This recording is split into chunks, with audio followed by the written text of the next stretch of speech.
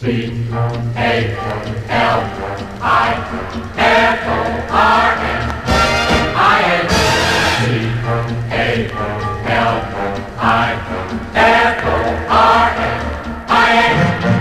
for tuning into the Free the Bear podcast, a podcast devoted to California independence.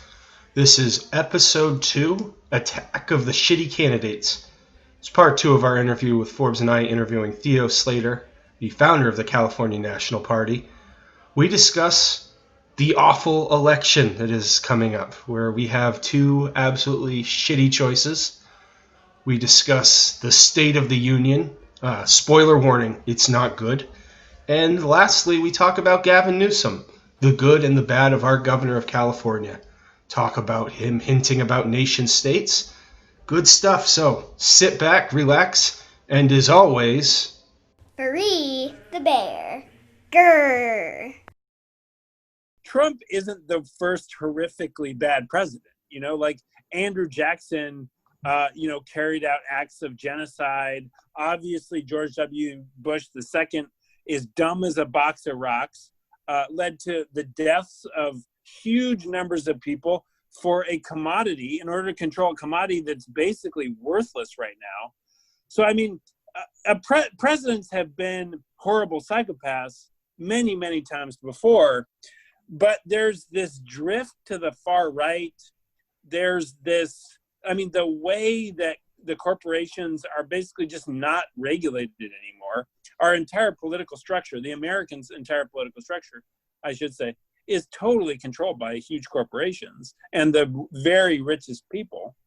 And to me, America really has all the hallmarks of a civilization, a pre-apocalyptic civilization, where you have this aloof ruling class that has no understanding of the struggles of the people beneath them, that is running out of resources, is taxing the empire way beyond its capacity, and just bleeding it dry for their own kind of nihilistic satisfaction, kind of ego-based satisfaction. And I think Trump is the perfect example of that. There's just sort of, what does he believe in other than his own greatness and his own fantasticness? And he's always talking about how wonderful everything is, how wonderful he is. It just reminds me of kind of like the last con man before the rent comes due.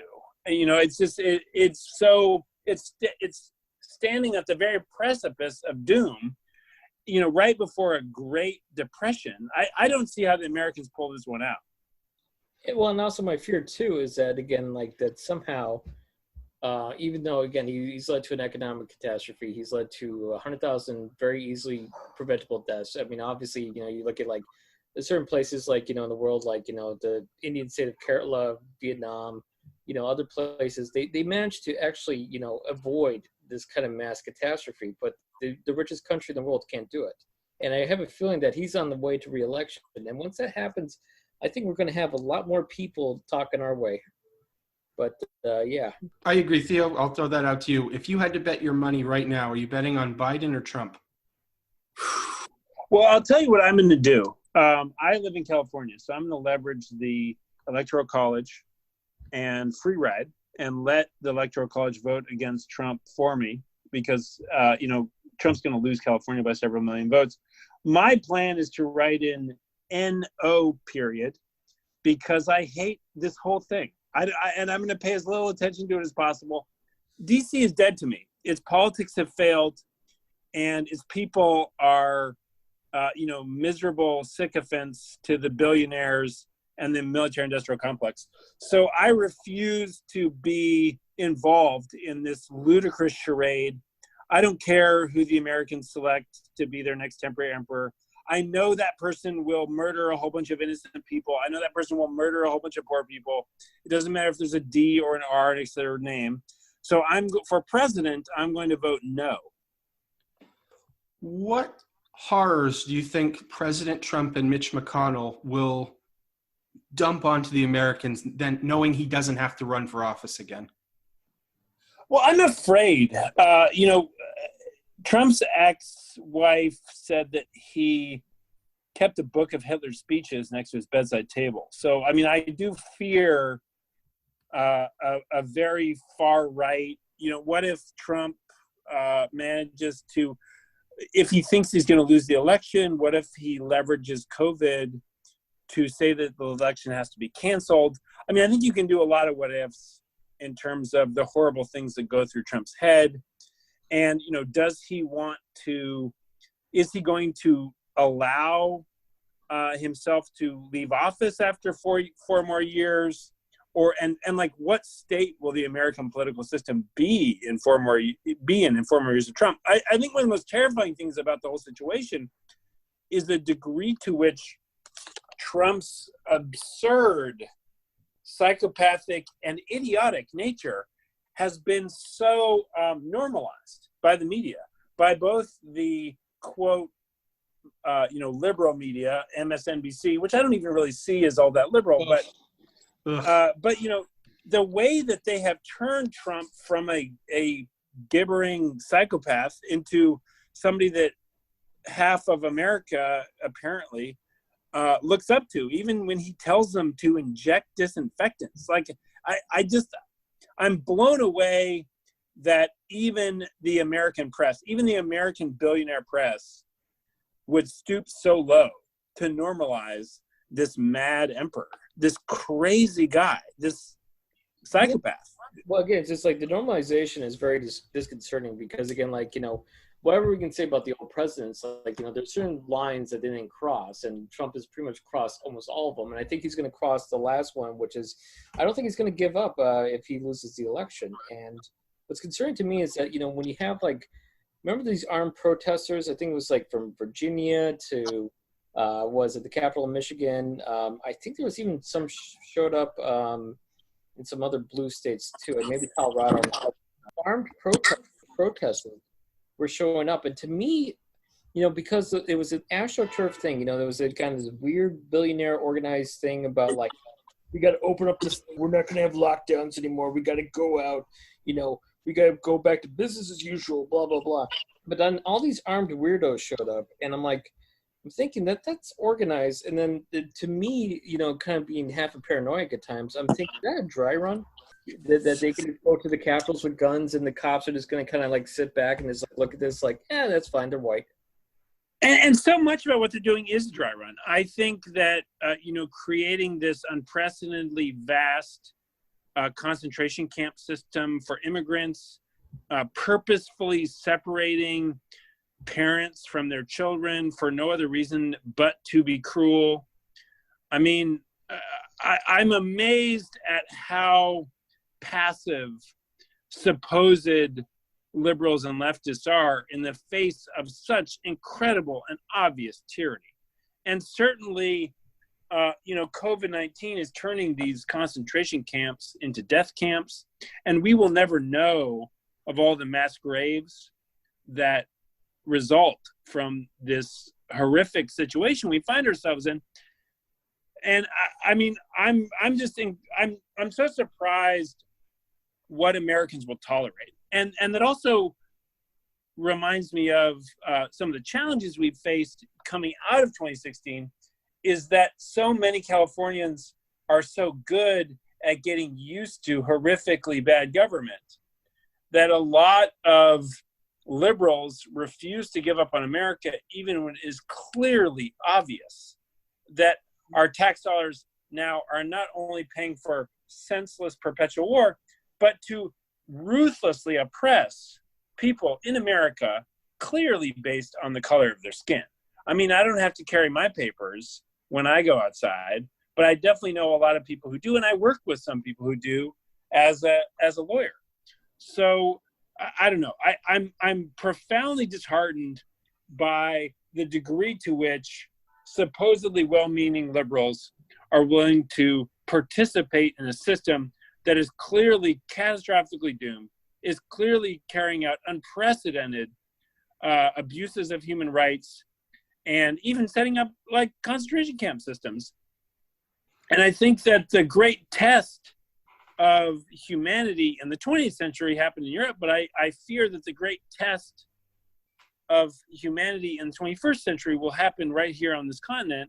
And I think we need to figure out how to motivate each and every Californian to stand up so that we pass the test in the 21st century just as we did in the 20th century. And we can't rely on the Red Army to come bail us out. If anything, the Russians this time are favoring the fascists. So we're going to have to work twice as hard.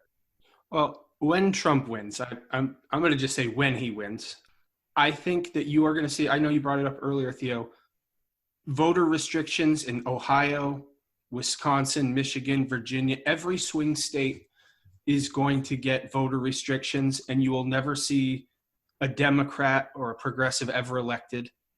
You know, one of the first things Trump did when he was in office was he gave a huge tax break to billionaires, and then he got rid of the tax break for blue state middle $500,000 on their mortgage. We're going to get taxed more when Trump gets reelected. He may as well call it the California tax. He's going to tax California to subsidize red states.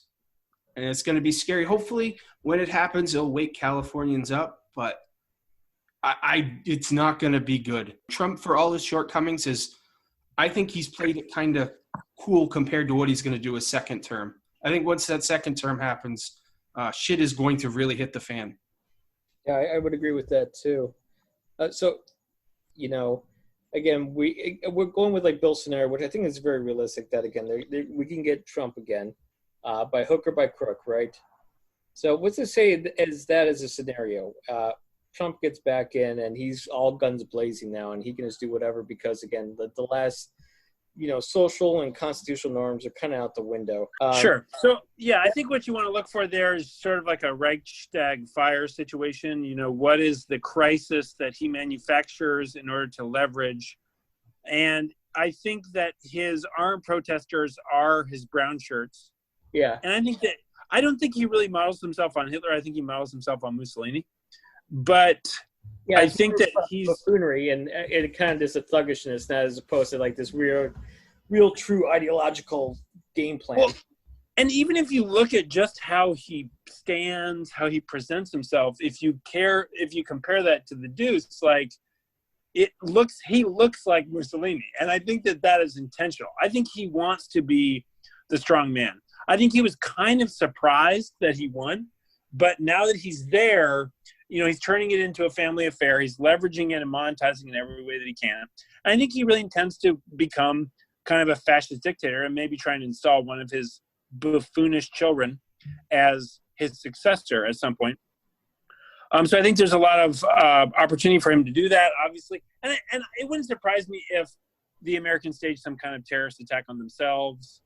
Not saying they have or haven't done that in the past, but something like a Reichstag fire where you create a crisis, you manufacture a crisis so you can leverage it.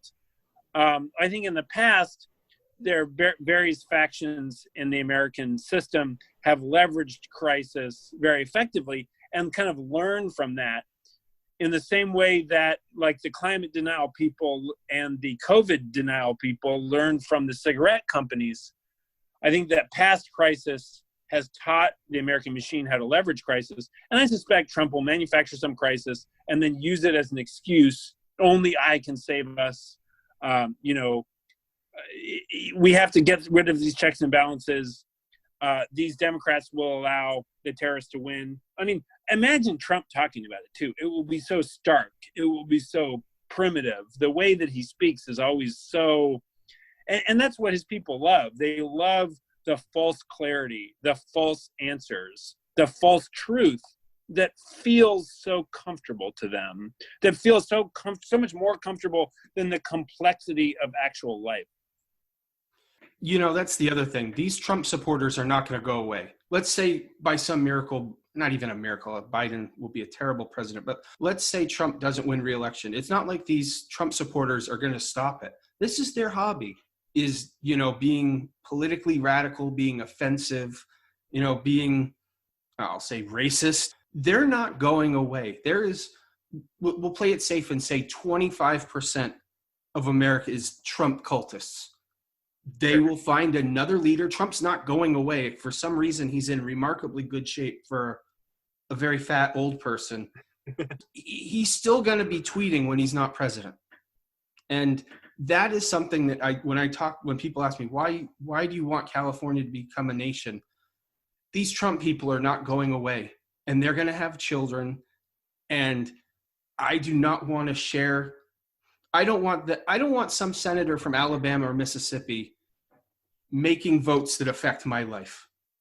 Well, I think you also really raised an excellent point, which is that honestly, no matter who the president is, about half of America is in near revolt.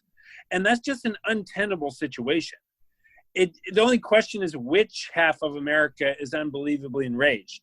And I think what you really see too, which I think is helpful to us and to various other communities, is a multi-cylinder engine. So that when these ludicrous far-right people we used to call conservatives are in power, we have a lot of energy. The West Coast has a lot of energy. Cascadia has a lot of energy. Our friends in the New England independence movement have a lot of energy. And then when the Democrats and their corporate stooge, who sort of tries to patch it all up and not let the empire collapse before it has to, when they're in charge, then the Texans really have a lot of energy behind their movement. And I think the great thing about there being a lot of different movements, some of which we can't really be very closely connected with because there are problems with their perspectives. But just that, like if California and Texas both leave the United States at the same time, then that would destabilize the United States as little as possible politically. It would still be a roughly status quo situation. And if anything, the Texans are as far along as we are. So I really think what we could see is some of these parts of America that actually are nations. I'm thinking about, Washington and Oregon in terms of the Cascadia bioregion, though they don't really talk about themselves as a nation per se, but there are some similar characteristics there. These natural communities, these natural places where people identify with each other and share cultural values, the way that Washington and Oregon do, the way that California does, the way that Texas does, the way that several of the states in the Northeast do, and other places in America. I don't need to delineate all of the many nations that make up America, but that there's this movement, this broad movement that transcends left-right politics, and left-right politics really only exists to keep the poor people divided and fighting themselves so that the billionaires can control everyone. I mean, that's the purpose of this kabuki theater, is really just to keep people divided so they don't understand who's actually in charge. But the value of this broad movement across these many different nations that make up America doesn't start or stop whether or not the puppet on the left or the puppet on the right is in charge. And I think that is a force that is going to lead to the inevitability of California independence through peaceful and democratic processes, but the inevitability of our liberation, almost like a historical process. When I look at who's going to oppose California independence, I don't think it's the Republicans. I think they would be thrilled with us being gone. It's less influence left has in America. I see the biggest obstacle for us are corporate Democrats who depend on our donations and our represented congresspeople. Is that what you've found at this point, Theo? Well, honestly, I think we're going to get a lot of pushback from the entire constellation of billionaires because they will be afraid of regulation. They will be afraid of a political system that they don't completely control. So I don't really fear any particular faction within our billionaire ruling class. I think all of them will seek to defeat and subvert us in order to make their lives easier. Because what they really want is just, either they want to control the regulators, or they want to have no regulation, or kind of some combination of both. And right now, the largest corporations and their owners have complete control of DC. So I think that they will fear, more than any specific political faction, I think they will fear our movement because they don't already control it. And so I think that'll be our hardest challenge. And they control the media for the most part. I mean, they're obviously, there are outlets like Democracy Now! Or other outlets that I like are like Al Jazeera, because at least it's a different perspective, though not that there's no problems with either of those two sources.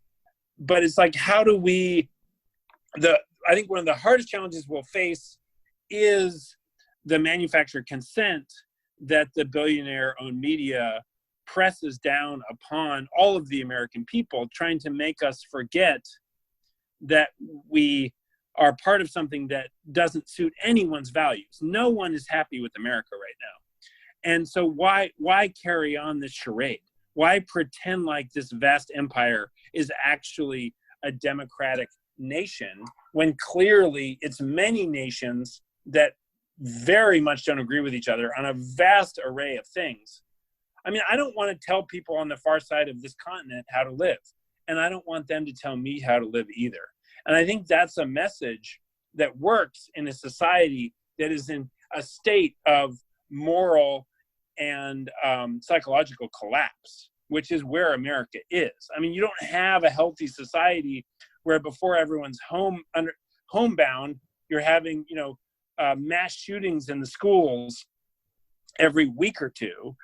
This is a profoundly sick society, and allowing the actual nations that make up America to emerge from its wreckage is the best thing we can do, not only for our own people, but for these other nations that don't share our values. There's no reason for us all to continue to pretend like we have to live under the same roof. If you could give a historical equivalent or something you can see as a snenario, what is the closest one you can think in your mind of how this would play out where California finally becomes an independent republic? I mean, because there's a lot of scenarios you can throw around. You can say, again, American independence as some kind of violent revolution in some ways, or you can the downfall of the Soviet Union, or again, Yugoslavia or something like that. What is your scenario of how this would come about? Because we also kind of talked about, for a second, a Reichstag fire kind of thing, Trump's going to try to take control, but there's also going to be a lot of pushback on that. This is not a society that just looks at leaders Germans did back in the 20s and 30s and go, yeah, well, that's how we always did things, and if they're in charge of the government, they must have a good point for being in charge. Well, what do you think that scenario potentially play out, really? If, California becomes independent, how would this play out in a certain way? Is there anything in particular, or is it a mix of things? And certainly I think that America is not an easy empire to seize as a dictator, because you have these 50 different states, because it is so vast and sprawling.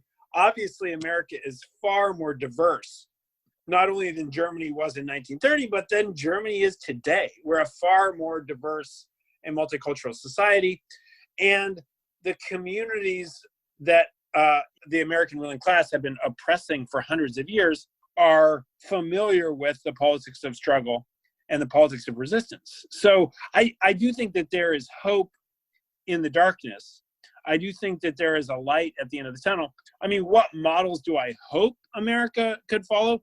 I mean, I think my favorite would be the velvet divorce of Czechoslovakia. I would also settle for the peaceful breakup of the USSR, though obviously that led to some catastrophic problems of its own. What I would most like to avoid is a Yugoslavia situation. And I think that really gets back to how do we convince our American friends that there's just no value in violence in this situation? We want friendly trading relations. We want to live in a comfortable neighborhood. We want to be the Canada on the West Coast. And fortunately for us, our economy is several times larger than Canada's, and our population is also larger than Canada's. So, we're well positioned to be an independent republic. We're the fifth largest economy in the world. Some people have asked me, oh, well, the UK with Brexit, it's really going to hurt them. And I'm like, well, that's because their economy is smaller than ours. So we're much better positioned to weather independence than the UK is, because our economy is bigger than the UK's. And I think that's something that a lot of Californians forget. We're really, in spite of all of the wasteful corruption and stupidity of the Americans, in spite of their endless wars, in spite of all the foolish things they do with our money, we've still managed to thrive because we're such a dynamic culture, we're such a dynamic people, we're such a dynamic nation. So, I mean, I think we need to pitch to our American friends, and that's what we do. We create culture, we create the future, we create what happens day after tomorrow. Our technology, our companies, our people, our nation, our culture create the future. So we need to create a future in which we have a velvet divorce with the Americans. We have safety, we have mutual defense treaties with them. We have friendly trade relations. We have easy movement of people between our two nations, our two great nations. And so I think that's the model I would like to see, is something like Czechoslovakia, where two groups of reasonable people sat down and say, we are not part of one nation, though we have pretended to be for some time. Why don't we resolve this with good trade relations and as friendly neighbors? Because a lot of times roommates don't work out. People get divorced. Groups of people who are trying to live in the same house cannot live together. But if half of those people move into the house next door, suddenly 95% of the problems are solved. And that's the situation we're in. We share a house with people who don't share our values and take a lot of our money.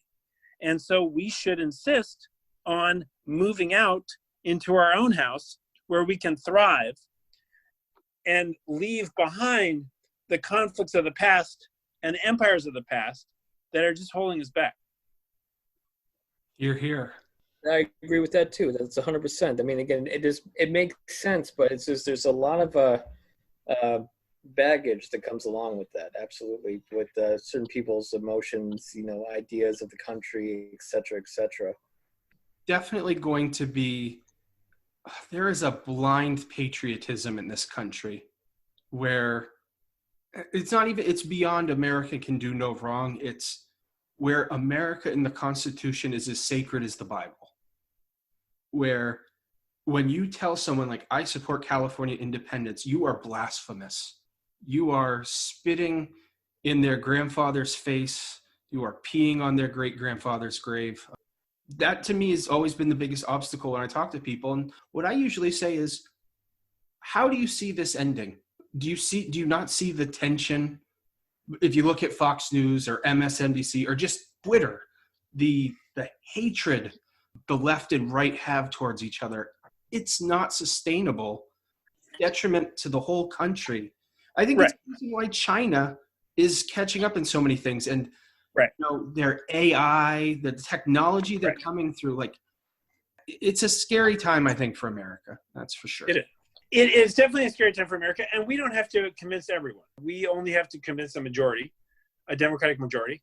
And fortunately for us, I think the people who are most invested in this illusion are the Trump cult, who we were never going to convince anyway. And hopefully what we can do is just provide them financial incentives to move to Texas or wherever they want to go, because they hate us anyway. I mean, most of the people who most disagree with our project, they hate California and they hate us. So we don't need to convince them to change their minds. We just need to convince them to go somewhere where they will be more happy, peacefully, and maybe with some incentivization there. But the people the thing about the conversation about California independence, having had it many, many, many, many times, to the point that, if I'm at an event, I know all the talking points easily.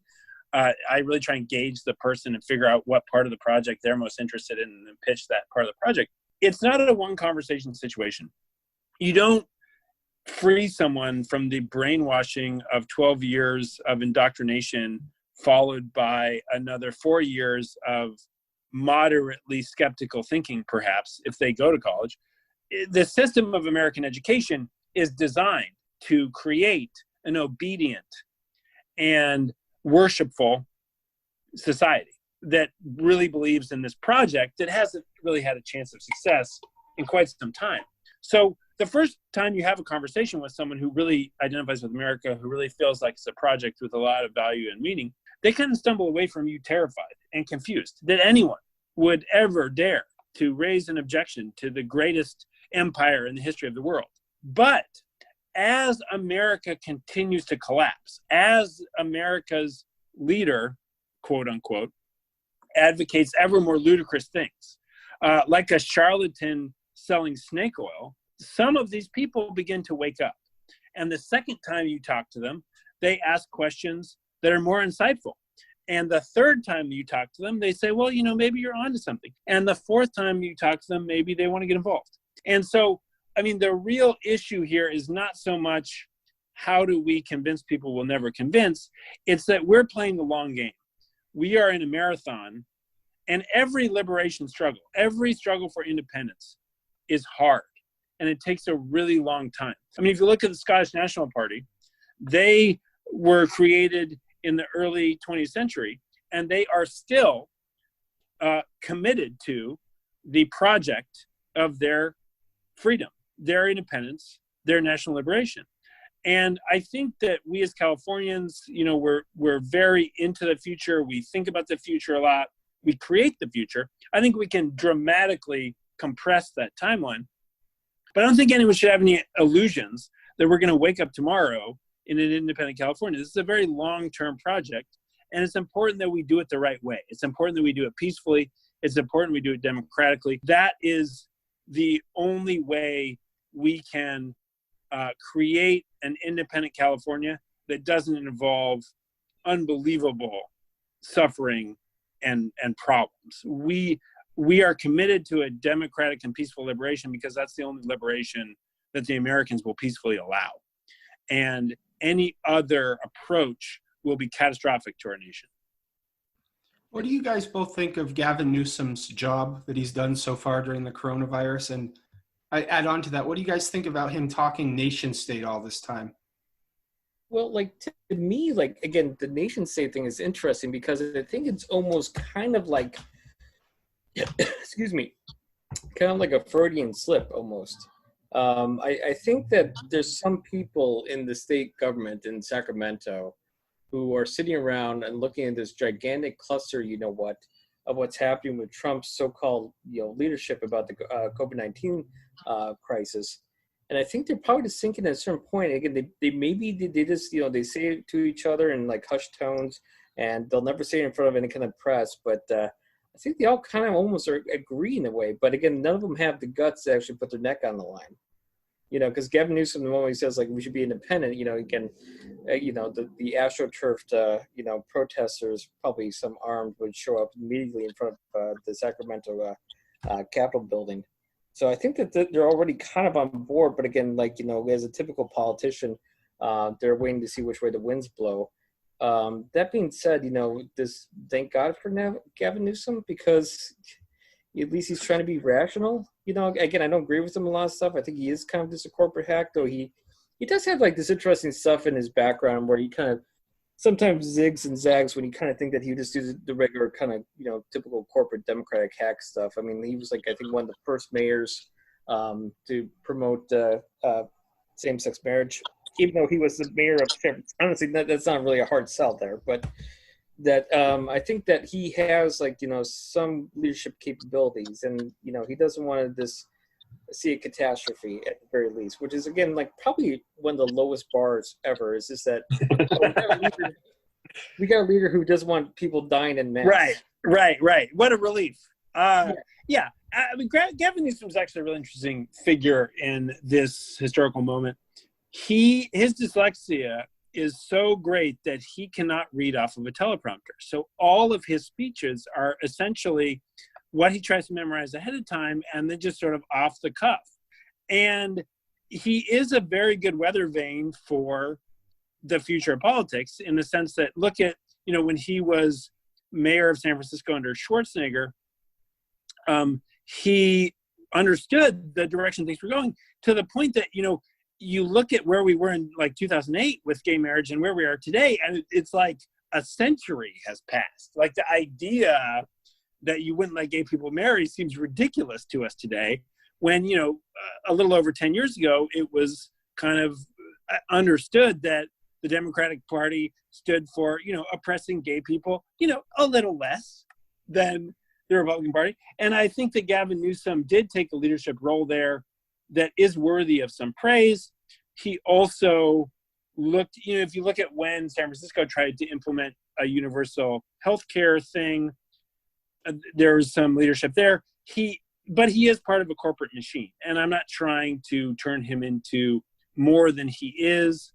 I think he's got a lot of problems. He might also realize if he's ever going to be president of anywhere, it's only going to be California. So, I mean, if he wants to have a president next to his name, he's really only got one chance. So it's possible there's some hedging going on there. I also want to point out that Jerry Brown said things like, we'll launch our own damn satellite. He talked about California as a nation overtly. So I think that Gavin Newsom is part of that tradition of California governors understanding that they happen to be subservient to this distant, oblivious capital that doesn't care about them and doesn't share their values, much like London was for the 13 colonies. That's a very similar relationship, but they also recognize that they're basically part of a nation that just happens to be subservient to another nation. And they talk about it that way explicitly. So, I'm hopeful that Gavin will continue to say those types of things and kind of frame things in our direction. I don't know that he has the stomach to really be the George Washington of California, obviously in a more peaceful and democratic context. I don't know that he's the George Washington, but I think that he is showing some good leadership, and he has shown some good leadership in the past. And I would love for him to turn from this sort of promising caterpillar into a beautiful butterfly that sets our people free. I can't say I'm holding my breath for that, and I can't say that's really what I anticipate, but I think that he is framing things in a way that's helpful to our movement, and I'm grateful for some of the work that he's doing that is helping our people see that, we are a nation, we can stand on our own, and that we're being held back.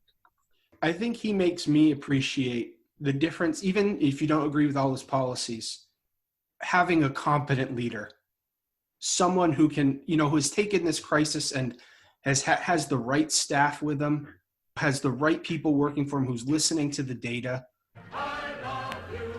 Well, there you have it. Another episode of the Free the Bear podcast. Thank you very much for listening. If you can, give it a thumbs up. Even if you didn't like it, give it that good old thumbs up and subscribe. I'm very old, but I've been told there is a bell that you're supposed to push or ding or something. So do that. For more information about the California National Party, go to californianational.party or on Twitter, vote_CNP. And in conclusion, Free the bear. Grrr.